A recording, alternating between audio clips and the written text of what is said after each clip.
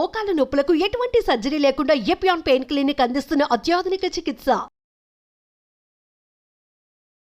Third aspect protein. ప్రోటీన్లో మనకి animal protein, vegetable protein. Vegetable protein అంటే ఈ స్ప్రౌట్స్, దాల్స్, ఇవన్నీ వెజిటబుల్ ప్రోటీన్. యానిమల్ ప్రోటీన్లో కొన్ని మంచి ఉంది, చెడు ఉంది. Animal protein high quality protein. For example eggs అనుకోండి, మంచిది యానిమల్ ప్రోటీన్. అదేవిధంగా కొంతవరకు ఫిష్ మంచి ప్రోటీన్, అంటే దాంట్లో ఎక్కువ ఫ్యాట్ లేదు. కానీ ఇప్పుడు రెడ్ మీట్ అనుకోండి, దాంట్లో సాచురేటెడ్ ఫ్యాట్ ఎక్కువ, అది మంచిది కాదు. అసలు రెడ్ మీట్ అనేది తినకూడదు అసలు. ఈ రెడ్ మీట్ వల్ల మనకి బాడీ హార్మ్ కాకుండా ఈ బాడీలో క్యాన్సర్స్ రావటము, కోలన్ క్యాన్సర్స్ వెస్టర్న్ కంట్రీలో చాలా ఎక్కువ పాలిప్స్ అది రెడ్ మీట్ వల్ల. So red meat complete avoid చేస్తేనే బెటర్. సో ఇవి కొన్ని జనరల్ ప్రిన్సిపల్స్ మాట. దీంట్లో స్పెసిఫిక్గా మేము ఈచ్ పేషెంట్కి అడ్వైస్ చేస్తుంటాం. ఎందుకంటే ఇవి ఇంపార్టెన్స్ ఎందుకు వచ్చింది వాటికంటే, మన ప్రపంచంలో 5 బ్లూ జోన్స్ అని ఉన్నాయి. బ్లూ జోన్స్ అంటారు దాన్ని, బ్లూ జోన్స్. ఈ 5 బ్లూ జోన్స్లో ఫర్ ఎగ్జాంపుల్ సార్డినియా అని ఇటలీలో ఉంది, అదేవిధంగా లైమలోండా అని చిన్న అంటే ఒక్కనవా అని జపాన్లో ఉంది. ఈ 5 బ్లూ జోన్స్లో ఏమంటే people are living for very long period. ఈ బ్లూ జోన్స్ అవి బ్లూ జోన్స్ అంటారు. అంటే కొన్ని వరల్డ్లో 5 బ్లూ జోన్స్లో people are living mainly 100 years దాకా. అందరు అక్కడ 100 years బతుకుతారు. లాంగివిటీ ఒకటి, హెల్తీగా ఉన్నారు అందరు. డయాబెటీస్ తక్కువ, హైపర్ టెన్షన్, హార్ట్ డిసీజ్. ఎందుకు అని చాలామంది దీన్ని రీసెర్చ్ చేసి చూస్తే మెయిన్గా వాళ్ళ 2 diet habits, second physical activity. They are all very active physically. 100 years అయినా కూడా వాడు వాక్స్కి వెళ్తుంటే అది చేస్తారు, గార్డెనింగ్ చేస్తారు, సైకిల్తో కూడా వెళ్ళిపోతారు. మెంటలీ బాగా యాక్టివ్ ఉంటారు. డయట్ వాళ్ళది మెడిటరేనియన్ డయట్ అని ఎక్కువ తింటారు. ఇది మెడిటరేనియన్ అంటే olive oil, nuts, vegetables, fresh fruits, fish. Food and యాక్టివిటీసే మెయిన్. ఫుడ్ ఇటువంటి ఫుడ్ అంటే మన బాడీకి ఎక్కువ స్ట్రెయిన్ లేకుండా మంచి ఫుడ్. ఇవి మేము యాక్చువల్లీ మా దాంట్లో రీసెర్చ్ చేసి ఇటువంటి ఫుడ్ ఆలివ్ ఆయిల్ మనం తినలేము.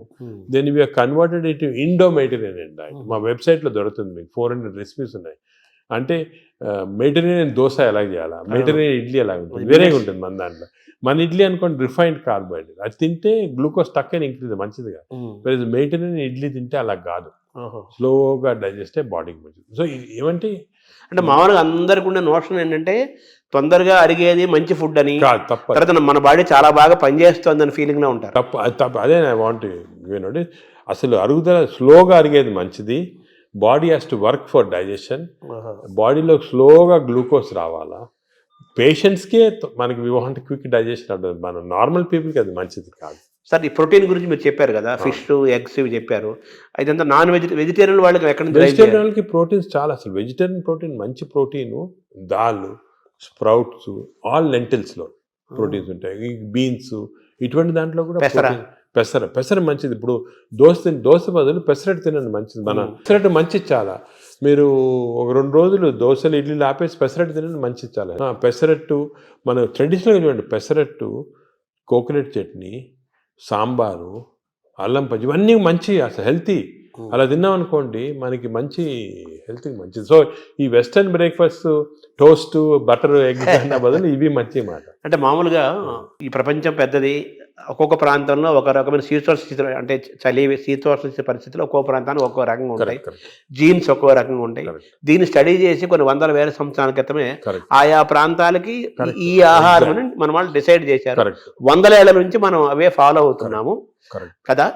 ఇప్పుడు ఇది మారడం లేదు. నేను అనేది ఏమంటే, మనం ఏ ప్రాంతంలో ఉన్నామంటే ఆ ప్రాంతము భోజనం, ఫుడ్స్ అడాప్ట్ చేయడం మంచిది. అవును, మీరు చెప్పాను కదా, ఫర్ ఎగ్జాంపుల్ పెసరట్టు మన దాంట్లో, అలాగా చాలా చిక్కుడుకాయతో చేస్తారు, లాల్తో చేస్తారు, సాంబారు, ఇటువంటివన్నీ హెల్తీ ఫుడ్స్. ఇవి మనము అదే కంటిన్యూ చేయాలి. బట్ ఏమంటే కొత్తగా వెస్టర్నైజ్ ఫుడ్స్, ఇప్పుడు ఇడ్లీ కూడా మనకి వేరే టైప్స్లో చేయొచ్చు. పురాణాలు వేరే, మామూలుగా ప్యూర్ ఇడ్లీ వచ్చింది అనుకోండి, కంప్లీట్ డైజెస్టెడ్, అవన్నీ మోడర్న్. ఇది అది ఆవిరి కూడా అనేవాళ్ళము.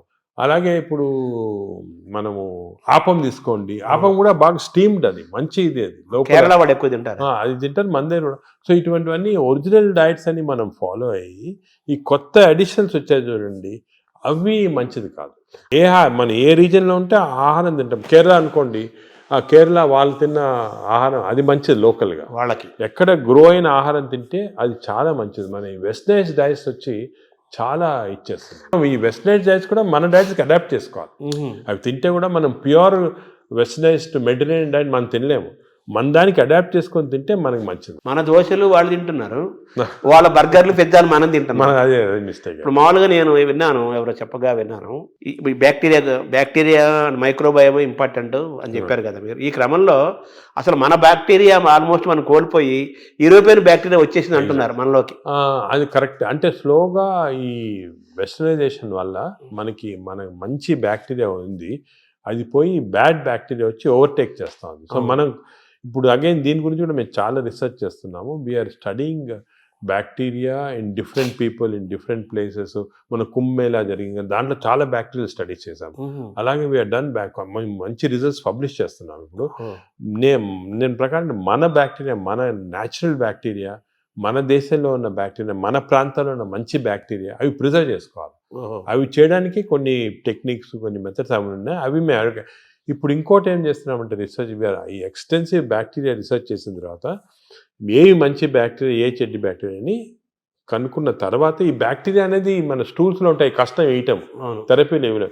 So we are desiccating it and producing what is called capsules. అంటే ట్యాబ్లెట్స్, మన ఈ మామూలుగా యాంటీబయాటిక్స్ ఇటువంటి ట్యాబ్లెట్స్ బదులు ఈ డెసికేటెడ్ స్టూల్ క్యాప్సూల్సే ట్యాబ్లెట్స్ లాగా ఇస్తున్నాం. భవిష్యత్తు అదే అంటున్నారు, ఫ్యూచర్ అదే దానికి. తర్వాత సార్ మార్నింగ్ మన తెలుగు వాళ్ళం కాబట్టి మన ప్రాంతం మాట్లాడుకున్నాం. ఇప్పుడు మీ టాపిక్ అంతా లోకల్గా ఏ ఆహారం అవైలబుల్గా ఉందో 100 ఏళ్ల నుంచి అది తినండి. లోకల్గా మనం ఎలా ఉన్నామో దాన్ని ఫాలో. సేమ్ ఫిజికల్ యాక్టివిటీ చూసుకోండి, same activity you don't have to. కానీ ఇప్పుడు ఆ ఆఫీస్లో కూర్చోవడం టైం లేకుండా వేరే అడ్వకేటింగ్, సరే ఎక్సర్సైజ్ 1 hour చేయాలా, ఎక్సర్సైజ్ చేయాలా. ఈ ఎక్సర్సైజ్ కూడా ఇంపార్టెన్స్ ఏమంటే అందరు నేను 1 hour చేస్తున్నా సార్ టైర్డ్ అయిపోతున్నామని అంటుంటారు. ఎక్సర్సైజ్లో 2 types ఉన్నాయి. కొంతమందికి మార్నింగ్ ఎక్సర్సైజ్ చేస్తే మంచిది, కొంతమందికి రాత్రి చేస్తే మంచిది. ఇప్పుడు నేను ఫర్ ఎగ్జాంపుల్ నేను నైట్ చేస్తేనే నాకు ఫ్రెష్ ఉంటుంది. అది ఎలాగంటే బాడీలో లాక్టేట్స్ అని ఉంటాయి. లాక్టేట్ మెజర్మెంట్ చేసి మనం కనుక్కోవచ్చు. లాక్టేట్స్ ఎక్కువ అయిపోయాయి అనుకోండి, అప్పుడు నైట్ చేస్తే బెటర్. అది మరి ఎక్కువ సంకేతం తెలుస్తుందా? తెలిసిపోతుంది కదా మనకి. ఇప్పుడు బాడీలో ఎక్సర్సైజ్ చేస్తే, అది సింపుల్గా చెప్పాలంటే సపోజ్ ఎక్సర్సైజ్ చేసామనుకోండి, ఎక్సర్సైజ్ చేసిన తర్వాత మార్నింగ్ ఎక్సర్సైజ్ చేసిన తర్వాత ఫ్రెష్గా ఉండదు, చాలా టైర్డ్ అయిపోయాం అనుకోండి, that means your exercise should be done in the evening. చేసిన తర్వాత ఫ్రెష్గా ఉన్నాం అనుకోండి, you should do in the morning. But సింపుల్గా అది కెమికల్గా కూడా మనం టెస్ట్ చేయొచ్చు. బాడీలో లాక్టేట్స్ తీసుకొని, ఎప్పుడు లాక్టేట్ లెవెల్ చాలా ఎక్కువ అయిపోయింది, ఫర్ ఎగ్జాంపుల్ నాకు పర్సనల్గా చెప్తున్నా కదా, నేను ఐ ఎక్సర్సైజ్ ఎవ్రీడే 1.5 hours చేస్తాను విగరస్ ఎక్సర్సైజ్. కానీ ఆ ఎక్సర్సైజ్ మార్నింగ్ చేశాను అనుకోండి, I feel dull whole day. అదే నైట్ చేశాను అనుకోండి, బాగా ఫ్రెష్ ఉంటుంది నాకు. అది నేను నా లాక్టేట్ మెజర్మెంట్ చేసి చూసుకున్నాను. అంటే మీరంటే డాక్టర్ కాబట్టి సైంటిఫిక్ గా ఎవరికైనా తెలుసుకుంటారు. మామూలు మీరు కూడా ఏం లేదు, ఇప్పుడు ఎక్సర్సైజ్ చేసి మీ బ్లడ్ శాంపుల్ లాక్టేట్ లెవెల్ పంపించారనుకోండి, లాక్టేట్ లెవెల్ మరీ ఎక్కువ ఉంటే మీరు నైట్ చేసుకుంటారు బెటర్. అంటే మన బాడీ సంకేతం ఇస్తుంది కదా, మైండ్లో కూడా తెలిసిపోతుంది మనకి ఏది ఎక్సర్సైజ్. మీకు కూడా మార్నింగ్ వాక్ చేశారనుకోండి, కానీ ఇంకోటి ఏమంటే ఎక్సర్సైజ్లో ఏదో లీజర్లీ ఫ్రెండ్స్ మాట్లాడుకుంటా, కాఫీ తాక్కుంటా, ఏదో స్మోక్ చేసుకుంటా వాకింగ్ అది విగ్రెస్గా మినిమం పర్ అవర్ 6 kilometers నడవాలి. Minimum 6 is minimum. అంటే ఐడియల్ 5 kilometers అంటారు కాదు, 6